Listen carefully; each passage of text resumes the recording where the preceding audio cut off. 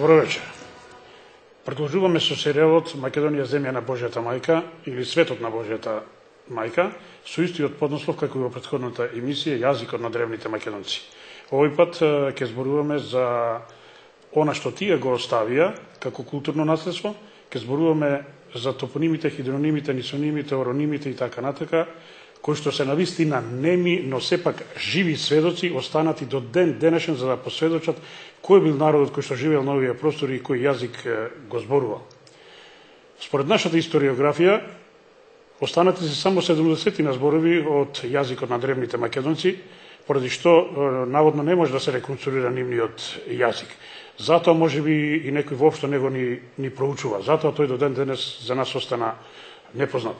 Дали е тоа така, ќе видиме во текот на оваа емисија. Секако дека е мал бројот на артефактите кои се оставени од минатото, разбирливо и зошто е тоа така, уште од 168 година пред Христа, кога македонската држава потпадна под римска власт, трае културниот геноцид веќе 2200 години. Се што е останато како писмен трак се уништува. Познато дека Александриската библиотека е палена 3 пати. Палени се и другите библиотеки низ Македонското царство, па и пошироко. Тие палежи и грабежи продолжија се до крајот на 19 век, особено во 19 век, кога од сите цркви и манастири, кои што беа центрите на писменост во Македонија, однесени се по најмалку 30 товара книги. Она што не можело да се однесе, се ништело, се палело. Меѓутоа, не е тоа причина ние да не истражуваме, да не си ги бараме нашите корени, да бараме нови извори на сознанија за јазикот на нашите древни предци. Затоа, во текот на оваа емисија, ќе се обидеме преку оние останати записи, значи преку зборовите од јазикот на древните македонци, се разбира и пошироко од јазикот на пелазгите, кои што живеа на овој простор, кои се од генот на венетите, видовме во 6 век применувани во Словени, да сознаеме нешто за нивниот јазик.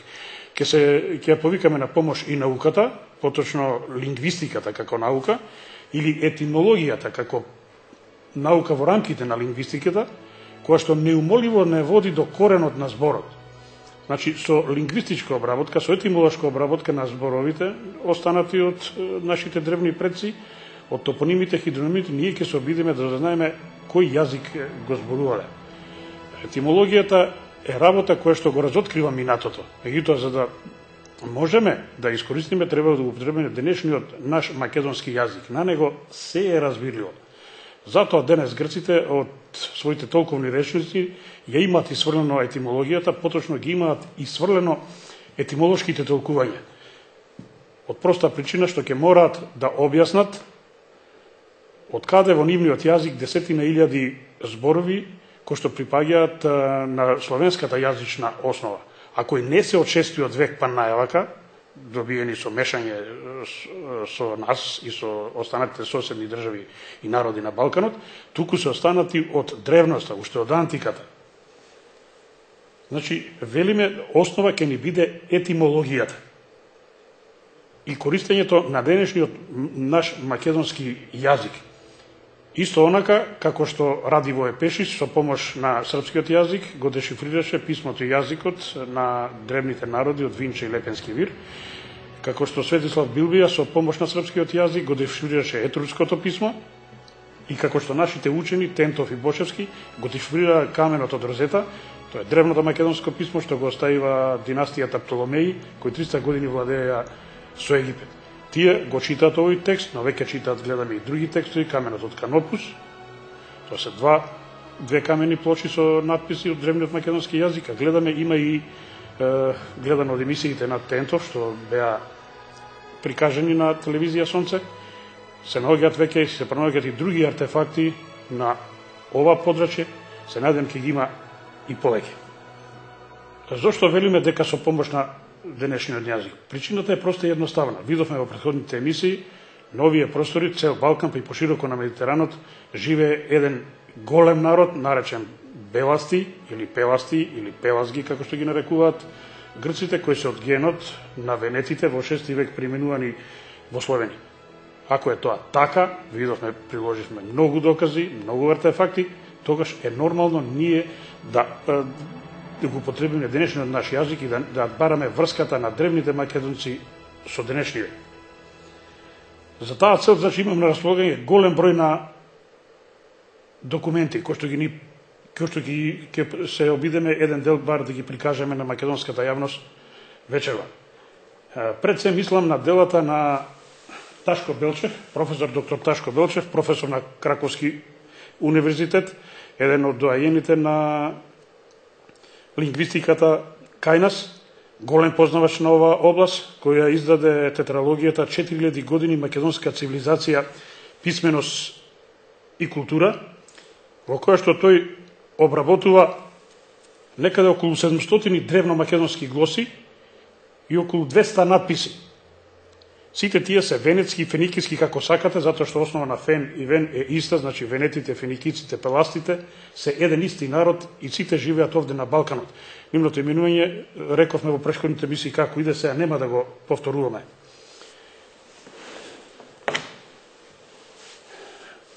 Имаме и книгата пред нас на Александар Донски, Јазикот на античките македонци.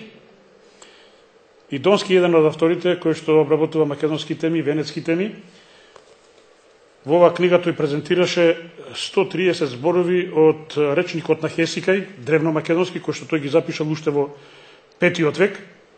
И тие ќе ни бидат од голема помош при разгледувањето на нашата денешна тема. Потоа го имаме пред нас македонскиот речник на зборови со езотерични кодови. Автори се на оваа книга едни македонци. Така се подпишани, значи работат и пишуваат под псевдоним, во кој исто така дадоа огромен збор на зборови од древниот македонски јазик, кои што денес во светот се учат како грчки, како латински, како не знам какви. Ќе видиме низ натамошно излагање дека основата, јазичната основа им е јазикот на древните македонци, пелазгискиот, венецкиот, како сакате, од 6 век наречен словенски. На голема помош ќе имаме и во книгата на господинот Омировски, Јазикот античко-македонски, и тој тука изнесува голем број на збори од древниот македонски јазик. Ќе се послужиме и со речникот на македонски имиња од професор доктор Љубица Станковска, која издаде речник со 23.450 македонски имиња, таа ги класифицира од 7 век парнавака како словенски. Меѓутоа, ќе видиме, јас пред мене имам еден речник на грчки и римски и на грчка и римска митологија од авторите Драгослав Серевич и Александрина Церманович. Тоа се српски автори. Битовите ги нарекуваат грчки и римски. Меѓутоа, само во оваа книга јас најдов 517 имиња, идентични или неверојатно слични со имињата кои што госпоѓата Станковска ги објавува во својот речник на македонски словенски имиња. Значи, тие се многу постари од 6-7 век, од кога што ни се представува.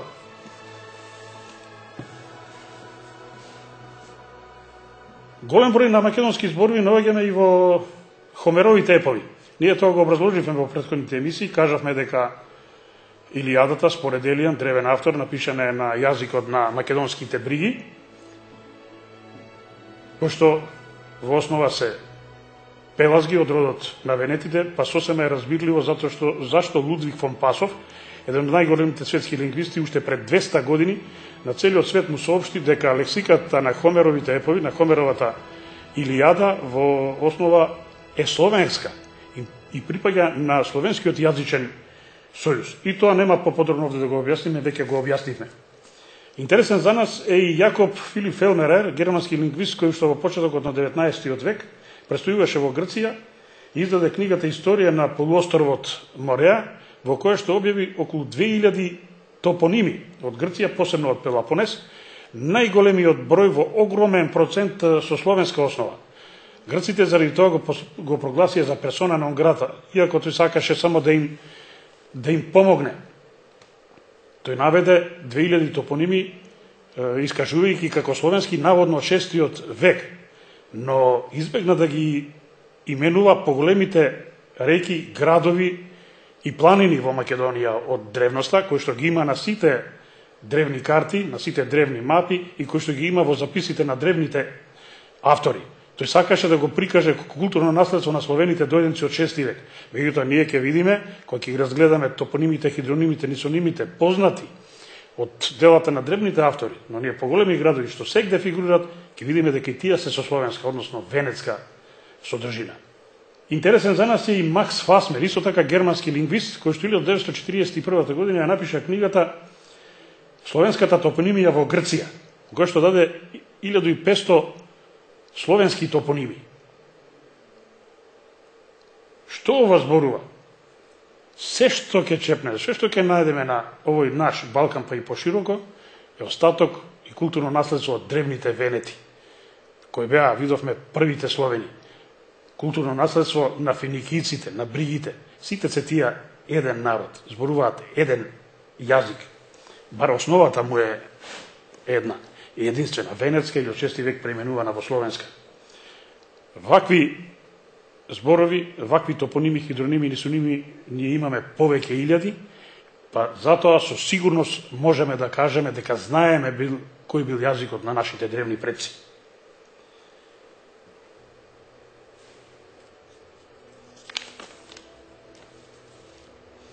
Па да видиме некој од нив.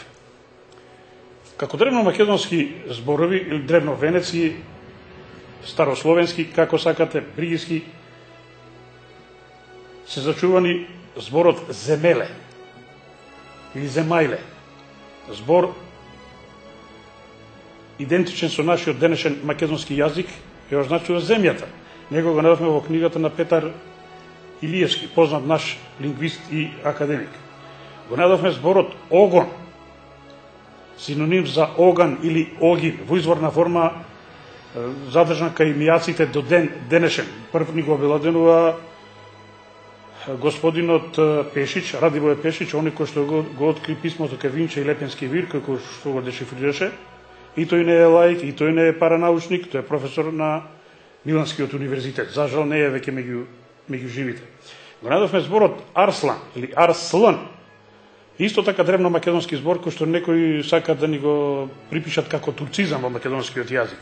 Меѓутоа, ако се различи зборот Арслан или Арслан, добиваме Ар и сонце или Ар и Слан, слонце. И двата поими познати во нашиот македонски јазик, кои што означуваат земја и сонце. Лавот, впрочем, не е ништо друго, туку земното сонце. Зато и наши основни символи во древноста биле сонцето и лавот. Го има на сите артефакти пронајдени на овој Балкан, во денешна Грција и денешна Македонија. Ке го проследиме изборот космос. Го третираат како грчки или латински израз за небото. Меѓутоа, ако го разложиме зборот космос на двата составни делови, кос и мост, ќе добиваме значење искосен мост или космос. Ако го погледаме небото, секој може да излези навечер при јасно и ведро време да го погледа небото, што ќе види? Ќе види искосен мост. Во нашата перцепција, во нашиот видокруг е еден искосен мост. Исто и со галаксијата. Израз кој што го користат светските научници да кажат дека е грчки или латински збор, како сакате. Меѓутоа, во него имаме, ако го разложиме, што ќе најдеме? Лак и сија. Исто чисти древно-македонски, древно-венецки, древно-словенски зборови, останати до денес. Земеме зборот конус. Во науката сите знаеме што значи конус као геометриско тело. За да некој го опише, треба од другите народи поприлично да се измачи. За нас е доволно само да го слушнеме овој збор. Немаме ни потреба да го видиме како слика. Да го разложиме, добиваме кон и ус. Кон е спрема, кон едноставно, а ус кон успонот или кон уското, што би рекле србите, или кон тесното, како што ние би рекле македонците. Значи, самата геометриска слика има објаснение во јазикот. Ама во јазикот денешен, македонски се разбирали во речникот и во јазикот на другите словенски народи. Да не ми приговорат, морам и нив да ги спомнам. Зборот делфин или далфин, разложете го, добиваме дал и фин. Дал е израз за далга, брановите, ние македонците ги нарекуваме далги, а фин убав, префинет. Па делфинот е едно од живите сушества кои има најпрефинети движења, најелегантни движења и од таму доаѓа неговото име, далфин или делфин. Го спомнавме во прошлата емисија зборот сарисе, израз за македонските копија, зборот пешадери, ќе го спомнам зборот мустра, зборот креватос или креват, за крената, што значи крената постела. Вакви зборови има повеќе стотици, кои што ги објаснува и Ташко Белчев, сите автори кои што пред малку ги спомнаме, ќе видим многу и 2 дена да поединечно ги наведуваме. Мислам дека е доволно за да се разбере, за да се подкрепи суштината на нашето денешно излагање. Мораме повторно да ги спомнеме и Хомеровите епови Илијада и Одисеја. Тоа се едни од најстарите пишани извори што ни се оставени на нас и на целото човештво, се разбира. Доволно е само да кажеме што значи зборот Илијада. Зборот Илијада ја одржува содржината на делото на Хомер. И овој збор, ако го разложиме, што добиваме? Или и јад. Или е главниот град на тројанците, главниот град на Троја, кој е опишан во Хомеровиот еп Илијада, а јад во денешниот македонски јазик, па и не само во македонскиот, е исто така секому разбирлив. Па токму е тоа содржината на Илијадата. Или овите јадови, јадовите на градот Или, неговата 10-годишна обсада, палењето, убивањето на голем дел од неговите жители, голем дел од неговите жители се однесени во робство, а голем дел се разбегале на сите страни и кај стигнале повторно се изградиле своји населби, нагласувајќи и го своето потекло со давање име на тие населби Троја или Илион. Исто и со Одисејата. Ако етимолошки се обраат Одисејата, добиваме одење, патешествие, што е токму одговара на содржината на ова епско дело. Тоа е патешествието на Одисеј после завршувањето на Тројанската војна, кој 10 години талка по морињата за да се врати во својот роден крај. Ако се препрочитаат постарите изданија на Хомеровата Илијада, ќе се види дека голем број од имињата во неа има словенска основа, словенско чести век се разбира, или древно-македонска, древно-пелазгиска или древно-венецка, како ви рекле ние. Ова го обработуваат повеќе автори, од нашите автори, тоа е Одисеј Белчевски, наши селеник од Канада, иначе ги обработува и Демозетович, и кај нас и Омировски го обработува, и Лидија Славевска, и во сите своји дела тие наведуваат голем дел од имињата кои што се, односно и зборовите кои што се содржани во Илијадата. Па само ќе спомнам некои од нив. Како што е во Илијадата, во постарите изданија, велам се наоѓаат зборовите естио или ести, што значи јаде, бија, што значи бие, дрависко или здраво, фојно, што би значило вино, мили, познати во денешниот македонски јазик, подарки или подарко или подарок во денешниот јазик, треси или тресе, истоветен збор со денешниот македонски јазик. Потоа имаме око, имаме моско, што би значило машко, имало миси, што би значило мижи, лапто, што би значило лапа, дуа, би значило дува, видо, што значи виде, свиња, дом, свекуро или свекура, што значи свекур или свекрва и така натака. И тука имаме негде 100 зборови кои што се разбирливи, идентични со денешниот наш македонски јазик. Кога сме кај Илијадата, не е на одмет да ги спомнеме и островите, поточно нисонимите оставени во неа, како живи сведоци денеска да ни посведочат кој беше народот кој што ги именуваше. Пред се мислам на островот Крв, Крит, Сан, Род, Дел, Карпатос, чисти венецки, феникиски, древно-македонски, пелазгиски, денес наречени словенски имиња, словенски називи. Кој беше народот што ги еминуваше? Веројатно не викнале нашите древни предци некој зад Карпатите да им биде кум. Сигурно биле тие тука што тука живееле. Самиот збор крв, според древната митологија, го добил името според следниот настан, опишан кај Хесиот во неговата Теогонија. Имено, кога богот Крон решил да го симне од престолот својот татко Уран, првиот бог, во генеалогијата на боговите на Балканот од планината Олимп. Олимп видовме според Стравон најголемиот антички географ во Македонија.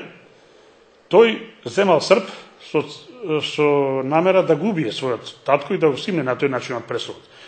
Меѓутоа, замавнувајќи, тој само му ги отсекува гениталиите, крвта што паѓа на островот Крв, и поради тој го добива името што го носи до ден денес како жив сведок.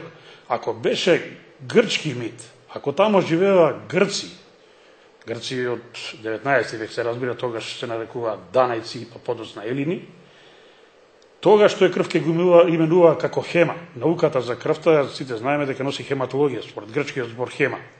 Меѓутоа, не е наречен крв, не е наречен хема, наречен е крв. Токму според јазикот на древните жители кои го создадоа тој мит. Интересен е и нисонимот Крит. Крит е чисто словенска именка, денес словенска, инаку во минатото древно-македонска, пелазгиска, венецка, како сакате. Таму мајката на Дзе, нашиот првобог, го криела од кога почнал неговиот татко да ги јаде своите деца, да ги голта, а ги голта затоа што разбрал дека некој од нив ќе му го преземе престолот, за да го спаси неговата мајка, го сокрила, го однела на Крит. Таму го криела, додека тој одрасте. На Крит Зевс подоцна ја крие својата избраничка Европа. Значи, Крит е митолошко скривалиште на древните пелазги, на древните венети, на древните македонци, како сакате. Од таму и го носи тоа име. Значи, гледаме дека сите овие се чисто венецки, чисто словенски. Не можел би поинаку да биде, затоа што на Балканот живеел само еден народ. Прв инороден народ се данајците, дојденци од Египет, како што видовме во претходните емисии, дојдени во бела облека, но со црн тен. И самиот Хомер во својата Илијада децидно тврди дека сите се пелазги. Па така врховниот бог Дзе го прикажува како пелазгиски бог, водачот на хелените, на хајците, аргејците е Ахил, кој што положува жртви на пелазгискиот бог Дзе. А од Овиди и Насон, римски автор, дознаеме дека на Троја тргнаа 1000 бродови и сите пелазги. Тој ово има го запишано децидно во 12-то пеење во својата книга Преобразби или Метаморфози, како сакате. Според тоа е јасно кој живеел на овие простори и кој јазик го зборувал. Тоа е неодминливо и не може да се побие. Да видиме некои топоними овде на Балканот, од денешна Македонија, меѓутоа и пошироко, ќе навлеземе малку и по-на југ. Од нашата археологија познато е дека древниот град Стена или Стена е денешната Демиркапија, или град во близината на денешната Демиркапија, во чија близина се наоѓаат, бар јас така ги знам, најголемите стени, кои стрмоглаво се издигаат над автопатот што води кон Гевгелија. Има ли подециден доказ за тоа кој живеел на овие простори и кој јазик го зборувал, ако градот, според најголемите стени во Македонија, го именувал Стенај? Имаме ни еден друг град со слично име, тоа е Достена или Достене. Исто така град во Мариовско, до Мариовското село Пештани, покрај едни огромни стени кои се протегаат во височина 150 метри, Миклучич го открива древно-македонскиот град Достена. Исто и со градот Стоби и Стибера или Столбера. Тоа се градови на столбовите, тоа се големи антички, древни македонски градови со голем број на столбови, во кој што основа е столбот. Повторно чист венецки, пелазгиски, древно-македонски или словенски топоним како сакате. Градот Кичево некогаш бил нарекуван Ускана или Ускале. И другото имаме Кича. И двете се древномакедонски, древновенецки или древнословенски имиња. Го имаме градот Енеа. Според името на Енеа, водачот на дарданците во Тројанската војна. Видовме дека тие се од генот на венетите, исто како и илирите.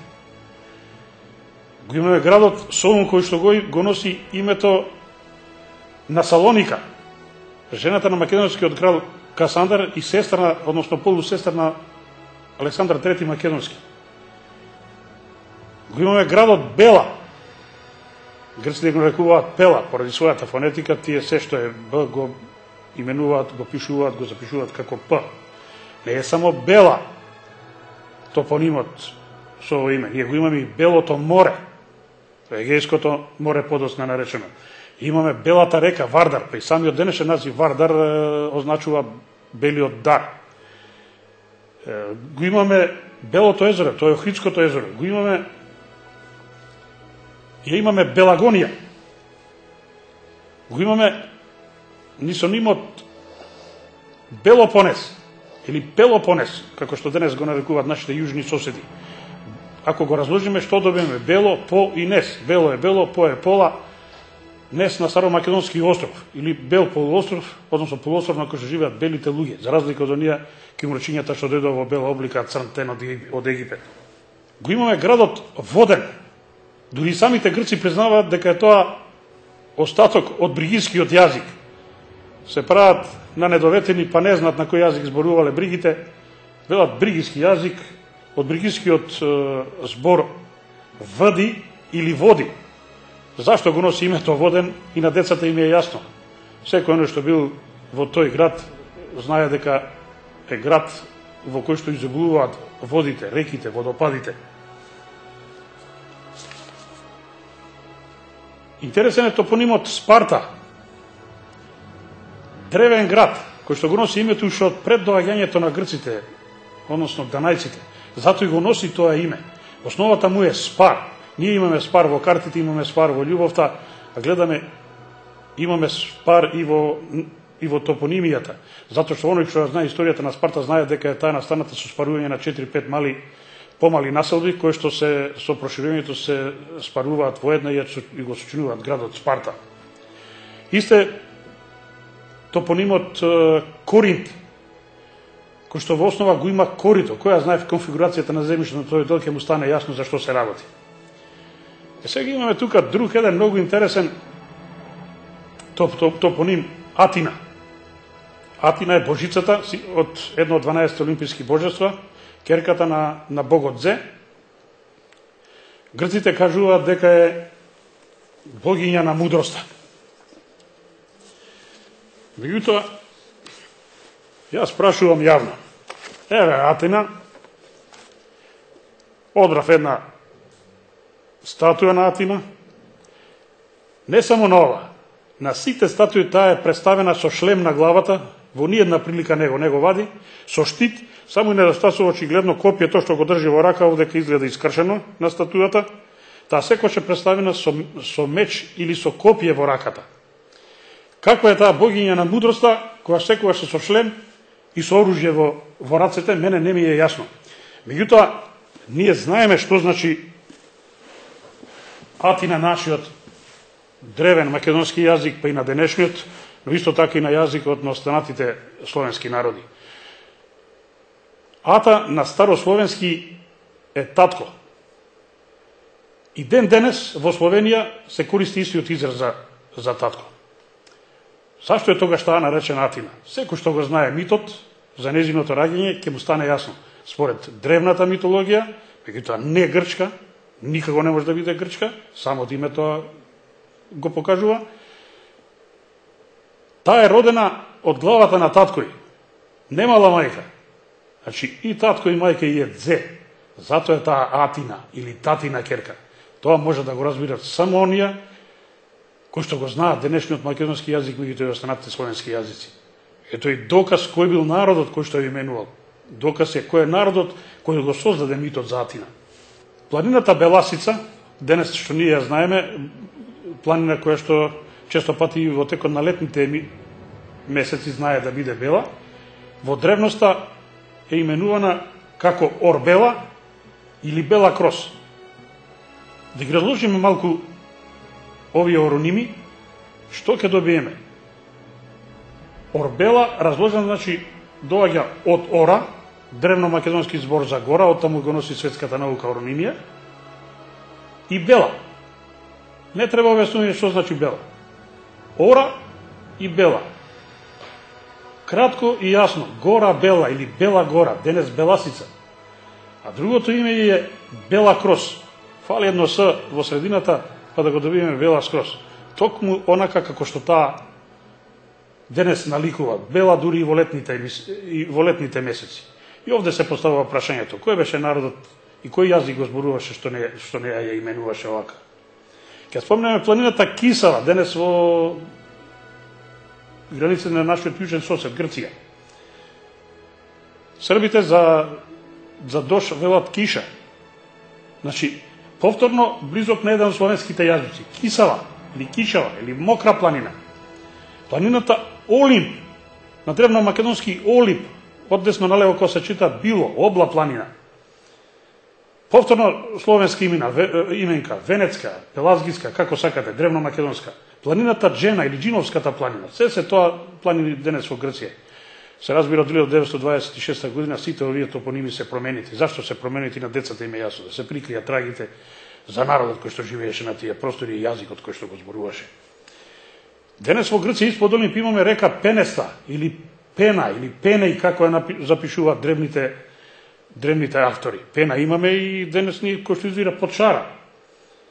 Имаме Венецка река, десна притока на Бистрица. Имаме Венецки залив, тоа е древното море. Жалал некои наши енафти Венецкиот залив го преселија на Балтик за да потврдат својата задкарпатска теорија за нашето потекло.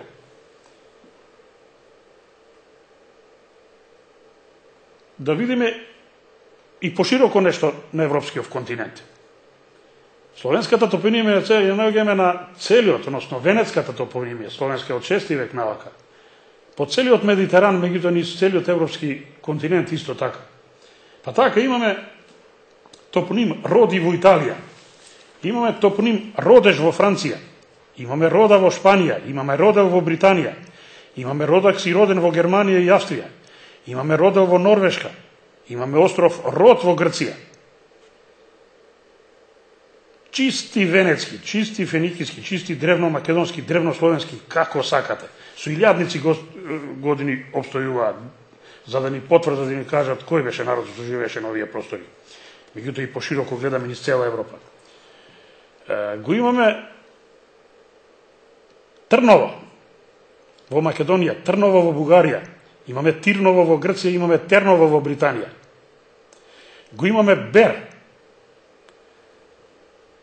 град во денешна Грција, го имаме Берат во соседството и Беране исто така, го имаме Берн во Швајцарија, го имаме Берлин во Германија.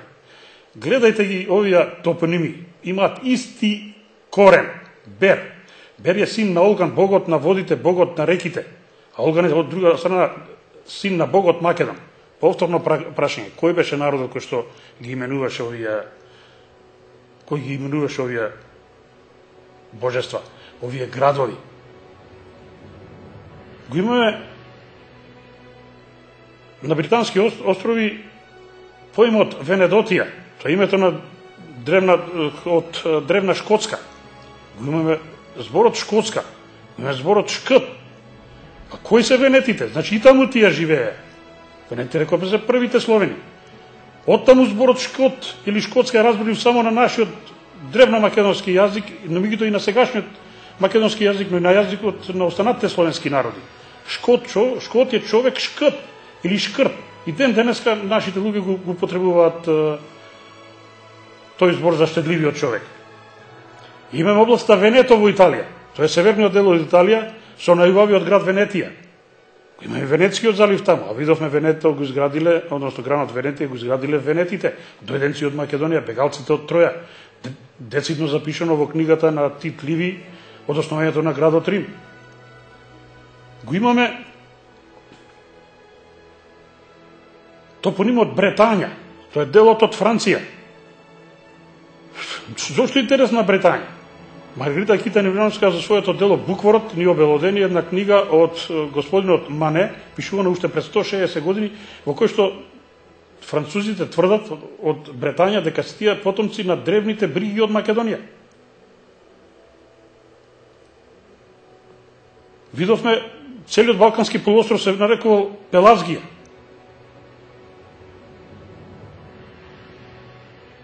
Видовме дека Шкотска се викала Венедотија некогаш. Го имаме топонимот Пат и Падова во Италија. Го имаме Глазни и Глазгов градот.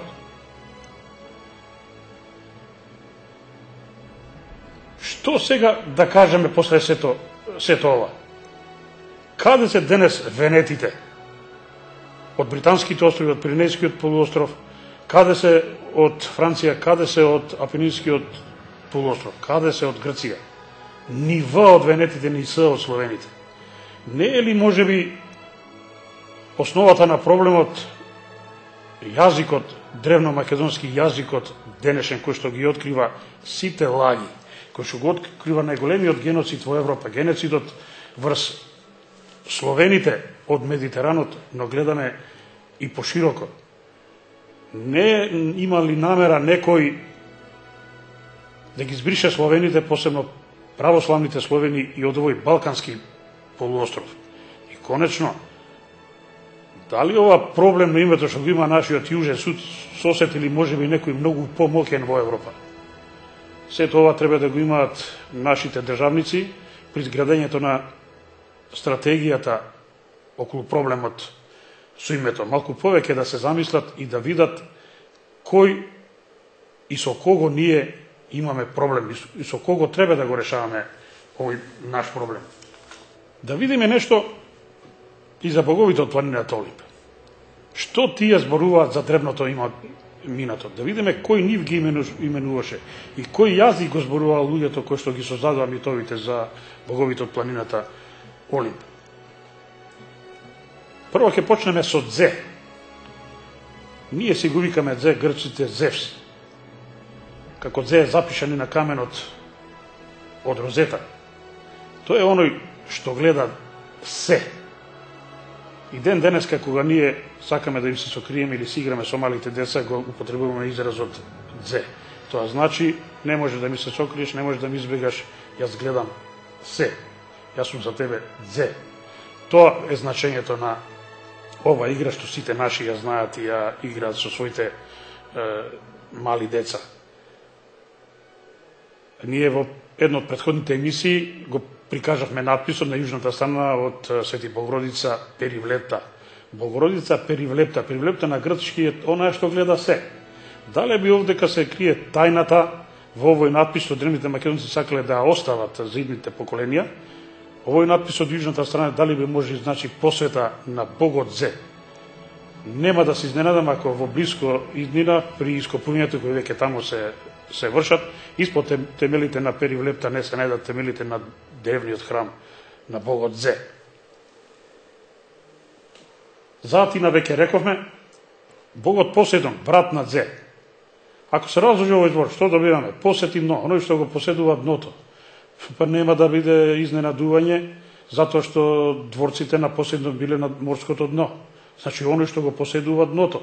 Исто разбирливо на нашиот денешен, но се разбира, изговорен на древномакедонскиот јазик. Аполон е пола од рожбата со Артемида, познато по митологијата дека тој е брат на близнак на Артемида. Имаме божицата Лето. Го имаме богот Дионис.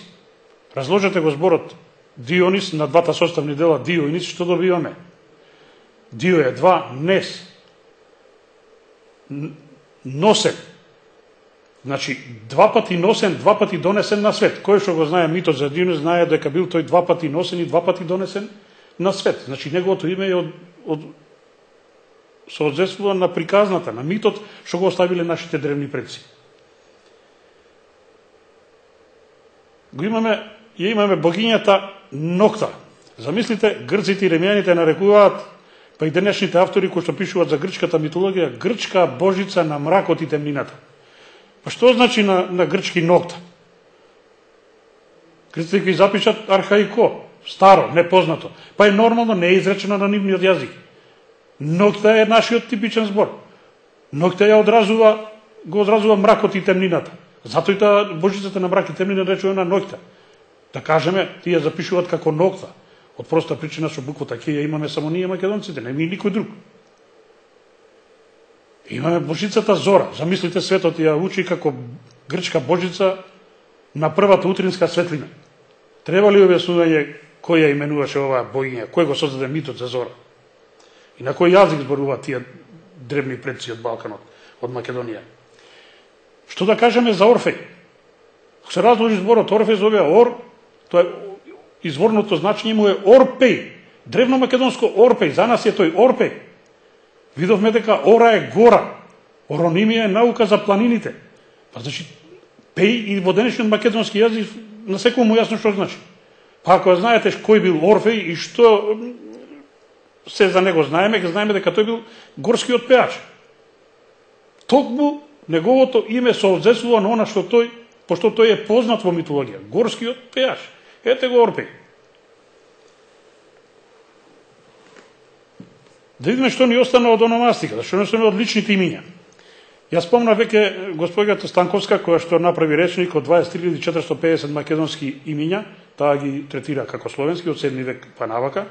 Меѓутоа видовме во речникот на Срејовиќ Цермановиќ, јас најдов 517, ни повеќе ни малку 500 идентични или неверојатно слични со денешните имиња. Ке набројам само некои од нив.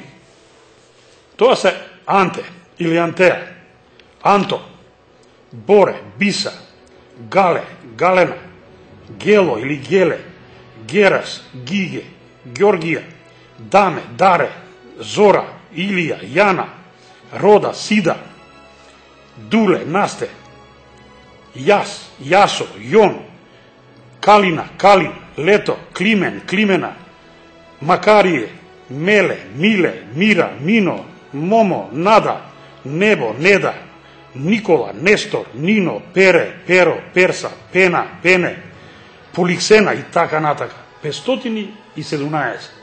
Па дали се ова грчки имиња? Дали се ова имиња од грчката митологија или латинската? Треба ли објаснување? Секој нека си го даде одговорот сам за себе, чии се овие имиња, на која јазична група и припаѓаат и на кој народ му припаѓаат.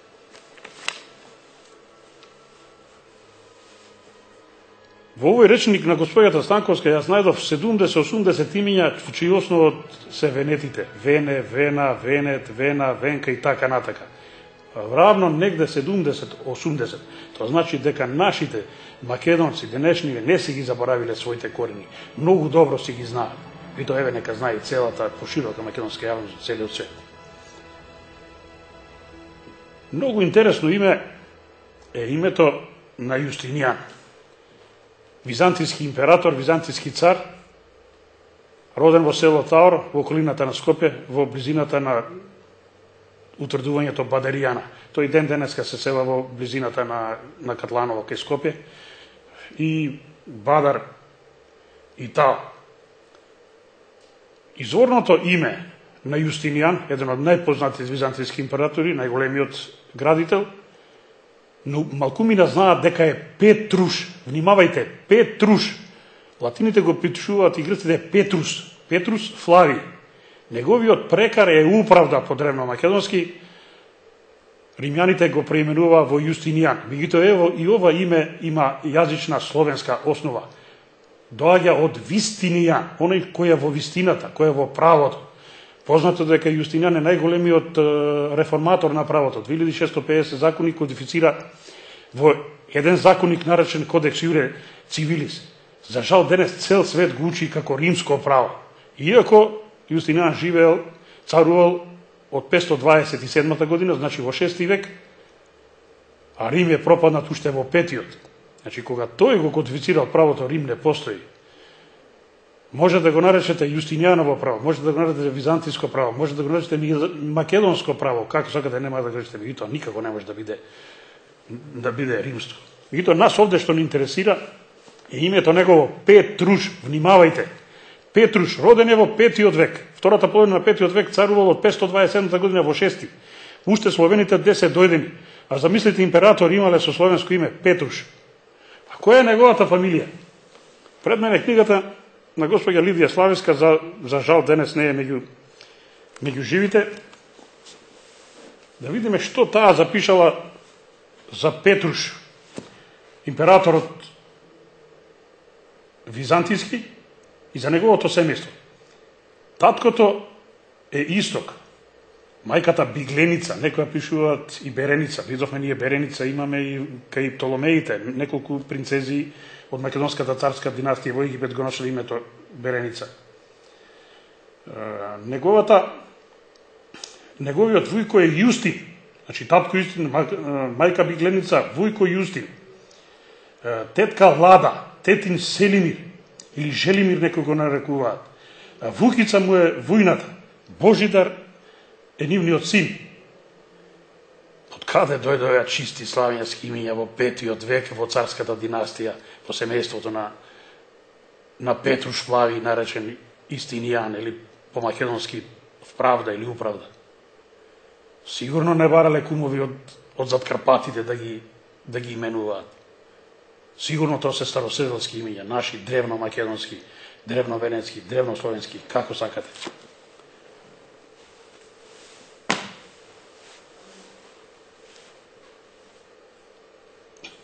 Што можеме врз основа на сето ова што го кажавме во емисија да заклучиме? Сета топонимија, сета несонимија, оронимија, теонимија, како сакате, е древно македонска, древно венецка, древно словенска. Сите пишани извори тоа го потврдија, затоа што видовме древните жители на овие простори се пелазгите од генот на венетите. Па затоа јавно прашувам, може ли после ово излагање и после сето ова вечерва кажано дека јазикот на древните македонци е непознат? Може ли некој после ова да негира, односно да ја негира врската меѓу древно македонскиот и денешниот македонски јазик? Благодарам.